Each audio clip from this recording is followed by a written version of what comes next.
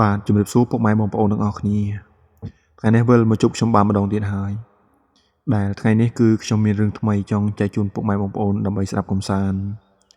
ហើយរឿងនោះគឺរឿងផ្ទះទុកចោលណាពុកម៉ែបងប្អូនហើយរឿងផ្ទះទុកចោលនេះដែរគឺស្ថិតនៅក្នុងខេត្តមួយដែលបងប្អូនធ្លាប់ស្គាល់ធ្លាប់ឆ្លងកាត់ហើយអញ្ចឹងណាបងប្អូននេះជារឿងបែបរន្ធត់មួយ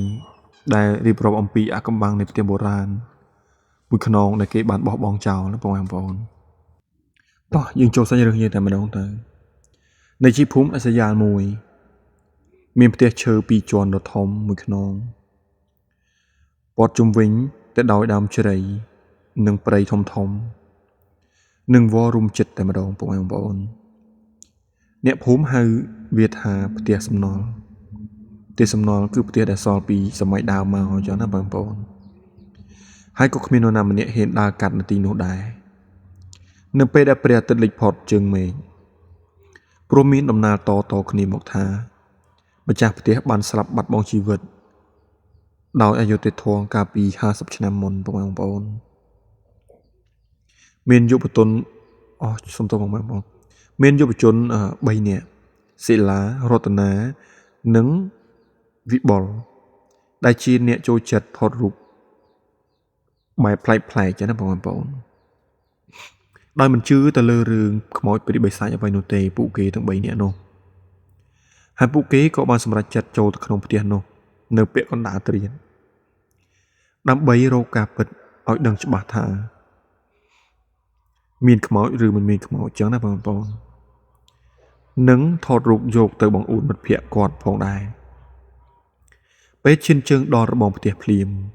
ខ្យល់ត្រជាក់ស្រឹបមួយបានបក់មកប៉ះកាយធ្វើឲ្យពួកគេនឹងព្រឺសម្បុរខ្ញាក់តែម្ដងទ្វារផ្ទះដែលធ្លាប់តែចាក់សោបែរជាចំហចាំទទួលពួកគេយ៉ាងចម្លែកតែម្ដងនៅពេលដែលចូលដល់ខាងក្នុងក្លិនឆ្អាបឈាមនិងក្លិនទឹកអប់ជះមកយ៉ាងខ្លាំងសេឡាបានលើកកាមេរ៉ាថតចុះឡើងក៏ប៉ុន្តែសំឡេងបុកជើងមានសំឡេងមនុស្សដើរនៅជាន់ខាងលើទៀងដែលផ្ទះនេះគ្មានមនុស្សរស់នៅរាប់សិបឆ្នាំមកហើយពុកម៉ែបងប្អូនរូបថតគ្រួសារចាស់ដែលព្យួរនៅលើជញ្ជាំងស្រាប់តែប្រែជាញញឹមដាក់ពួកគេ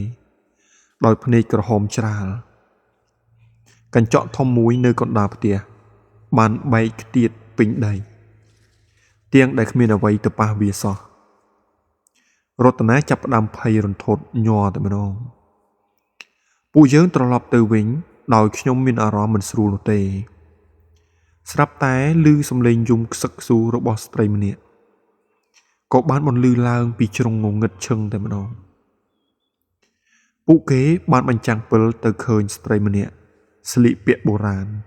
អង្គុយសិតសក់បែរខ្នងនៅក្នុងផ្ទះនោះឯងពុកម៉ែបងប្អូននៅពេលនាងងាកមកមុខមាត់របស់នាងគ្មានភ្នែកគ្មានច្រមុះមានតែរន្ធមាត់ដ៏ធំដែលហូរឈាមចេញខ្មៅមកអញ្ចឹងបងប្អូននាងក៏បានស្រែកយ៉ាងខ្លាំងថាចេញទៅកុំមករំខានដំណេកអញភ្លាមនោះទ្វារនិងបង្អួចទាំងអស់បានបិទជិតឈឹងតែម្ដងវិបុលព្យាយាមទាញទ្វារតែមិនរបើកសោះហើយស្រមោលខ្មៅជាច្រើនបានលូនចេញពីក្រោមជណ្ដាលព័ទ្ធជុំវិញពួកគេចំណែកឯសិលាក៏បានលើកដៃសំពះសុំខមាទោសយ៉ាងខ្លាំងរីឯរតនាវិញនោះក៏បានដួលសន្លប់បាត់ស្មារតីដោយសារតែភាពភ័យខ្លាចរបស់គេមុនពេលដែលវិញ្ញាណឈានមកដល់ខ្លួនពួកគេសិលាបាននឹកឃើញខ្សែកព្រះដែលពាក់ជាប់នឹងខ្លួនរបស់គេក៏បានដោះខ្សែកនោះលើកបង្ហាញទៅកាន់វិញ្ញាណនោះពន្លឺមាសមួយបានជះចេញពីខ្សែកធ្វើឲ្យវិញ្ញាណអាក្រក់ទាំងនោះស្រែកយំយ៉ាងឈឺចាប់និងរលាយបាត់ទៅក្នុងសភាពងងឹតទ្វារផ្ទះក៏របើកឡើងវិញសិលានិងវិបុលបានគ្រារតនារត់ចេញពីផ្ទះនោះយ៉ាងលឿនដោយមិនងាកក្រោយសោះកុំប្រមាថកន្លែងដែលយើងមិនស្គាល់ច្បាស់ នឹងត្រូវមានសេចក្តីថ្លៃថ្នូរចំពោះអ្នកដែលបានចែកឋានទៅទោះយើងមិនជឿឬក៏យើងជឿក៏ដោយទោះបីជាពួកគេបានមកដល់ផ្ទះរៀងៗខ្លួនដោយសុវត្ថិភាពក៏ដោយប៉ុន្តែអ្វីៗមិនបានរលត់ទៅតាមនោះទេយប់នោះសេឡាសម្រាប់មិនលក់តតែសោះពេលដែលគេបិទភ្នែកគេតែងតែឃើញមុខស្ត្រីម្នាក់នោះនៅចំពីមុខគេជានិច្ចក៏ស្រាប់តែម៉ោង3ទីភ្លឺសេឡាបានឮសំឡេងតុកតុកតុកតុកនៅមាត់បង្អួចបន្ទប់របស់គេពេលគេបើកវាំងននមើលគេស្ទើរតែគៀងបេះដូងឃើញរតនាមិត្តភក្តិដែលសន្លប់កាលពីយប់មិញឈរនៅខាងក្រៅបង្អួចទាំងដែលបន្ទប់គេនៅជាន់ទី2ចំណែកឯរតនាឈរញញឹមយ៉ាងចម្លែកហើយភ្នែករបស់នាងប្រែជាពណ៌សខ្ជប់ស្រាប់តែព្រឹកឡើងសេឡាបានប្រញាប់ទៅផ្ទះរតនាប៉ុន្តែត្រូវតក់ស្លុតជាខ្លាំងនៅពេលឃើញម្ដាយរបស់រតនាកំពុងយំសោក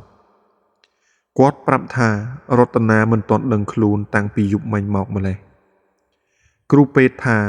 ខួរក្បាលរបស់នាងហាក់ដូចជាបាត់បង់អ្វីម្យ៉ាងសេឡាដឹងភ្លាមថាព្រលឹងរបស់រតនាប្រហែលជាត្រូវបានវិញ្ញាណនៅក្នុងផ្ទះនោះខាត់ទុកហើយគេក៏សម្រេចចិត្តទៅរកលោកគ្រូជ័យដែលជាអ្នកចេះដឹងជំនឿរឿងអាកំបាំងនៅក្នុងភូមិលោកតាគ្រូជ័យបានប្រាប់ថាផ្ទះនោះមានកំណត់នឹងរឿងរ៉ាវឈឺចាប់ម្ចាស់ផ្ទះនាងស្រីដែលត្រូវបានគេសម្លាប់ប្លន់យកមាសប្រាក់នាងមិនព្រមទៅចាប់ជាតិទេព្រោះនាងចង់បានអ្នកមកនៅកំដរនាងលោកតាបានប្រគល់ខ្សែកដៃពណ៌ក្រហមនិងទឹកមុនឲ្យសិលានិងវិបុលរួចប្រាប់ថាចៅត្រូវចូលទៅម្ដងទៀតប៉ុន្តែលើកនេះមិនមែនទៅថតរូបទេគឺទៅសូត្រមន្តដោះលែងប្រលឹងមិត្តភក្តិចៅហើយត្រូវយកឆ្អឹងសាកសពដែលនៅក្រោមជណ្ដើរមកធ្វើបុណ្យឲ្យគេទើបគេឈប់លងលុះយប់នោះសេឡានិងវិបុលត្រឡប់ទៅផ្ទះនោះវិញទាំងក្តីភ័យខ្លាចបំផុតពេលដែលចូលទៅដល់ផ្ទះទាំងមូលញ័ររំជួយ សំឡេងសាច់ក្អាកក្អាយបន្លឺឡើងពេញអាកាសវិញ្ញាណនាងស្រីបានលេចចេញមករារាំងមិនឲ្យពួកគេទៅជិតចណ្ដើរនោះឡើយវិបុលបានយករំពាត់ដែលលោកតាគ្រូជ័យឲ្យមកវាយទៅលើអាកាសបង្កើតជាពន្លឺភ្លើងរីឯសិលាប្រញាប់កាយដីនៅក្រោមជណ្ដើរគេបានឃើញក្អមចាស់មួយដែលមានផ្ទុកឆ្អឹងនិងកំប៉ុងមាសមួយចំនួនភ្លាមនោះវិញ្ញាណនាងស្រីបានស្ទុះមកច្របាច់កសិលាប្រឹងស្រែកទាំងដង្ហើមចុងក្រោយថាពួកយើងមកដើម្បីជួយអ្នកយើងនឹងធ្វើបុណ្យឲ្យអ្នកទៅកាន់សុគតិភពឮបែបនេះវិញ្ញាណដែលធ្លាប់តែសាហាវក៏ប្រែជាស្រទន់វិញនាងបានយំចេញឈាមរួចក៏ប្រឡែងដៃពីកសិលាទៅរូបរាងដ៏គួរឲ្យខ្លាចរបស់នាងក៏ប្រែមកជាស្រីស្អាតម្នាក់វិញរួចនាងក៏ចង្អុលទៅកាន់រាងកាយរតនាដែលកំពុងតែដេកសន្លប់នៅជ្រុងម្ខាងនៃផ្ទះរបស់គេដែលជាវិញ្ញាណរបស់រតនានោះឯងសិលាបានយកទឹកមន្តប្រោះព្រំរួចស្រាប់តែគ្រប់យ៉ាងក៏រលាយបាត់អស់ផ្ទះដែលធ្លាប់តែងងឹតស្លុបក៏ប្រែជាមានពន្លឺព្រះច័ន្ទចាំងចូលមកដល់ក្នុងផ្ទះតែម្ដងហើយរតនាបានដឹងខ្លួនឡើងវិញនៅមន្ទីរពេទ្យក្នុងពេលដំណើរគ្នានោះក្រុមយុវជនទាំង3បានយកឆ្អឹងនាងស្រីទៅធ្វើបុណ្យតាមប្រពៃណីនិងយកមាសដែលឃើញនោះទៅប្រគល់ឲ្យវត្តអារាមដើម្បីសាងសង់សមិទ្ធផលនានាឧទ្ទិសកុសលឲ្យនាងបានចាប់ជាតិថ្មីចាប់តាំងពីពេលនោះមកផ្ទះឈើជើងព្រៃលែងមានសម្លេងយំឬការលងបន្លាចទៀតហើយប៉ុន្តែអ្នកភូមិក៏នៅតែមិនសូវមានអ្នកហ៊ានចូលទៅជិតផ្ទះនោះទៀតដែរព្រោះវាជាអនុស្សាវរីយ៍ដ៏ព្រឺព្រួចប្រចាំភូមិរបស់គាត់ បន្ទាប់ពីបានធ្វើបន់ឧទ្ទិសកុសលឲ្យវិញ្ញាណក្ខន្ធរបស់នាងស្រីរួចមកសិលានៅតែមានអារម្មណ៍ថាមានអ្វីម្យ៉ាងមិនទាន់ចប់គេឆ្ងល់ថាតើនរណាជាអ្នកសម្លាប់នាងស្រីព្រោះកាលពីយប់នោះនាងស្រីមិនបានប្រាប់អំពីឃាតករឡើយថ្ងៃមួយសេឡាបានត្រឡប់ទៅផ្ទះនោះវិញនៅពេលថ្ងៃត្រង់ដើម្បីភាពកក់ក្ដៅគេក៏បានដើររុករកនៅជាន់លើរហូតបានឃើញបន្ទះឈើបាតទូខោអាវមួយខូចខាតនៅខាងក្រោមបន្ទះឈើនោះមានសៀវភៅកំណត់ហេតុចាស់មួយក្បាលកំរះក្រាស់រុំដោយក្រណាត់ពណ៌សដែលប្រឡាក់ទៅដោយឈាមក្រៀមក្រំតែម្ដងពុកម៉ែបងប្អូន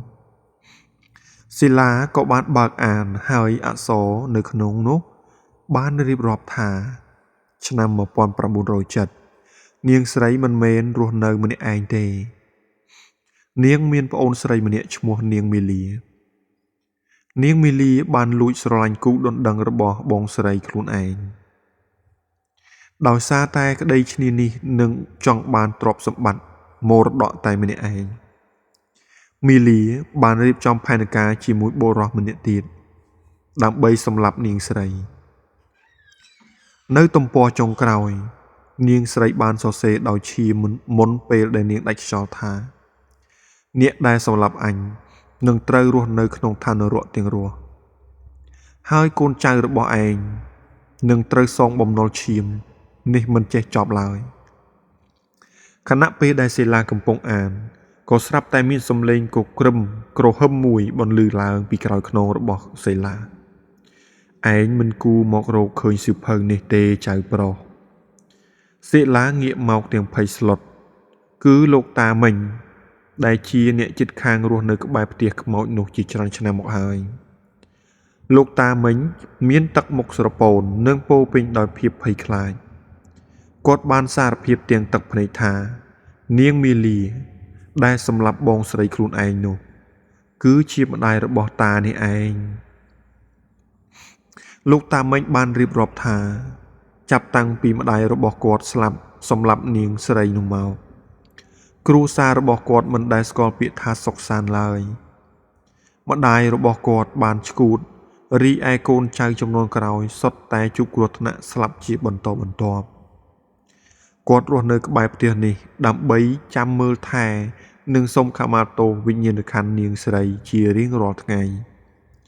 ដើម្បីកុំឲ្យនាងតាមលងបន្លាចដល់ចៅរបស់គាត់ទៀត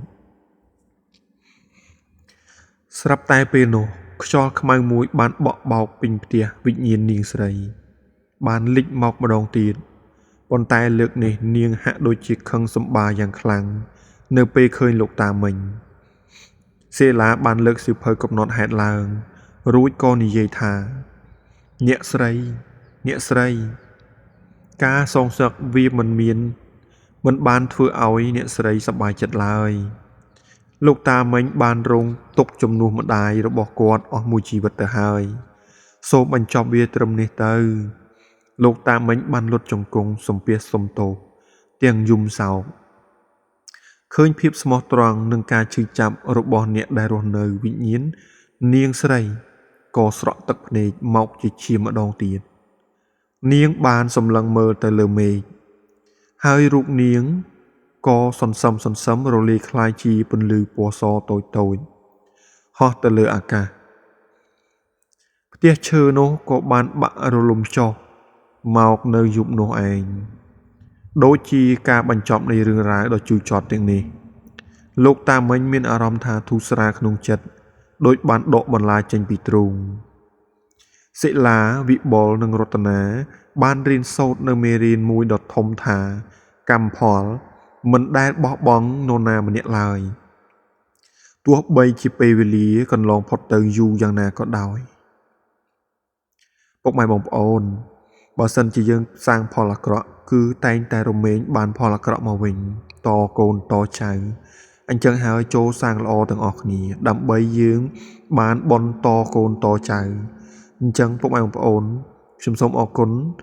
ហើយរឿងក៏នៅមានវគ្គបន្តទៀតដែរអញ្ចឹងសូមពុកម៉ែបងប្អូនចាំស្ដាប់ខ្ញុំបន្តទៀតផងដែរ កន្លងផុតទៅប្រហែលជា5ឆ្នាំតំបន់នោះត្រូវបានគេអភិវឌ្ឍទៅជាបុរីទំនើបដីដែលធ្លាប់តែមានផ្ទះឈើចាស់ឥឡូវបានក្លាយជាផ្ទះវីឡាដ៏ស្រស់ស្អាតមួយគ្រួសារអ្នកមានមកពីភ្នំពេញមួយក្រុមបានទិញផ្ទះនោះរស់នៅដោយមិនបានដឹងពីប្រវត្តិដ៏ជឿជាក់មុនមកឡើយសេឡាដែលឥឡូវនេះជាអ្នកកាសែតម្នាក់បានលើកដំណឹងថាមានរឿងចម្លែកកើតនៅក្នុងបុរីនោះគេក៏សម្រេចចិត្តទៅស៊ើបអង្កេតម្ដងទៀតពេលដែលសេឡាទៅដល់គេបានឃើញក្មេងប្រុសម្នាក់ដែលជាកូនម្ចាស់ផ្ទះថ្មីអង្គុយលេងបាយឡុកបាយឡម្នាក់ឯងនៅមុខសួនច្បារនៅមុខផ្ទះពុកម៉ែបងប្អូនសេឡាក៏បានសួរថាក្មួយប្រុសក្មួយកំពុងលេងជាមួយអ្នកណាក្មេងប្រុសនោះងើបមុខមកញញឹមរួចចង្អុលទៅកាន់ដើមឈើគឺដើមជ្រៃធំមួយដែលគេមិនទាន់កាប់ចោលខ្ញុំលេងជាមួយបងស្រីមីលីគាត់ប្រាប់ថាគាត់រងចាំអ្នកដែលនៅក្នុងសៀវភៅកំណត់ហេតុត្រឡប់មកវិញយូរហើយសេឡាព្រឺសម្បល់ខ្ញាក់គេភ្លេចគិតថាកាលពីប៉ុន្មានឆ្នាំមុនមានវិញ្ញាណពីរគឺនាងស្រីនិងមីលីនាងស្រីបានទៅចាប់ជាតិព្រោះនាងជាជនរងគ្រោះក៏ប៉ុន្តែនាងមីលីដែលជាឃាតករនិងមានចិត្តខ្មៅងងឹតមិនទាន់ទៅណាឡើយនាងត្រូវបានជាប់ឃុំនៅក្នុងដីនោះដោយសារបណ្ដាសាខ្លួនឯងយប់នោះសេឡាបានសុំម្ចាស់ផ្ទះស្នាក់នៅដើម្បីតាមដានស្រាប់តែម៉ោង12យប់សំឡេងកោសជញ្ជាំងបានបន្លឺឡើងចេញពីក្នុងជញ្ជាំងបេតុងក្រវិចរូបភាពនៅលើជញ្ជាំងបានធ្លាក់ចុះមកស្រមោលស្ត្រីម្នាក់ស្លៀកពាក់ខ្មៅរាងកាយរលួយពាក់កណ្ដាលបានលូនចេញពីក្រោមសាឡុងវាគឺជាមីលីនាងមិនមែនមកដើម្បីសុំបុណ្យទេប៉ុន្តែនាងមកដើម្បីសងសឹកអ្នកដែលបានទម្លាយអាថ៌កំបាំងរបស់នាងមីលីបានស្រែកដាក់សេឡាឯងបានដេញបងស្រីអញទៅឥឡូវគ្មាននរណានៅខាត់អញទៀតទេផ្ទះនេះដីនេះគឺជាជំរករបស់អញសេឡាដឹងថាលើកនេះជាការប្រើទឹកមន្តឬសេចក្តីល្អមិនអាចជួយបានទៀតទេព្រោះវិញ្ញាណនាងមីលីវិញ្ញាណចងកំហឹងសេឡាបានទូរស័ព្ទហៅវិបុលនិងរតនាជាមិត្តចាស់របស់ពួកគេណាពុកម៉ែបងប្អូនឲ្យយកសៀវភៅកំណត់ហេតុឈាមដែលគេរក្សាទុកនោះមកលោកគ្រូតាជ័យដែលឥឡូវចាស់ខ្លាំងហើយបានប្រាប់តាមទូរស័ព្ទថាមានតែការដុតកំទេចផុសតាងនៃអំពើបាបសៀវភៅកំណត់ហេតុនោះទេនៅក្នុងបរិវេណដីនោះទើបអាចរំលាយវិញ្ញាណនាងដែលចងអាឃាតនោះបានសេឡាប្រញាប់ដុតសៀវភៅនោះនៅកណ្ដាលផ្ទះពេលភ្លើងចាប់ផ្ដើមឆេះសំឡេងស្រែកយ៉ាងឈឺចាប់របស់នាងមីលីបានបន្លឺឡើងលាន់ឮសូរពេញបុរីតែម្ដងពុកម៉ែបងប្អូនរូបរាងខ្មៅងងឹតរបស់នាងបានคล้ายជាផ្សែងហុយបាត់ទៅក្នុងអណ្ដាតភ្លើងយ៉ាងសន្ធោសន្ធៅនៅពេលដែលសៀវភៅនោះឆេះអស់ទៅជាផេះភាពត្រជាក់និងคล้ายភាពភ័យខ្លាចក៏បានរលាយបាត់អស់ពីដីឡូនោះរីឯម្ចាស់ផ្ទះថ្មីបានសម្រេចចិត្តរុះរើដើមជ្រៃធំនោះចេញហើយសាងសង់អាសនៈព្រះភូមិមួយយ៉ាងធំដើម្បីគោរពបូជានិងសុំសេចក្តីសុខសេឡាវិបុលនិងរតនាបានឈរមើលថ្ងៃលិចនៅមុខផ្ទះនោះពួកគេដឹងថាលើកនេះអ្វីៗគ្រប់យ៉ាងពិតជាបញ្ចប់ដោយបរិបូរណ៍ហើយគ្មានអាថ៌កំបាំងគ្មានការលោកបន្លាចនិងគ្មានបំណុលឈាមដែលត្រូវសងទៀតនោះទេ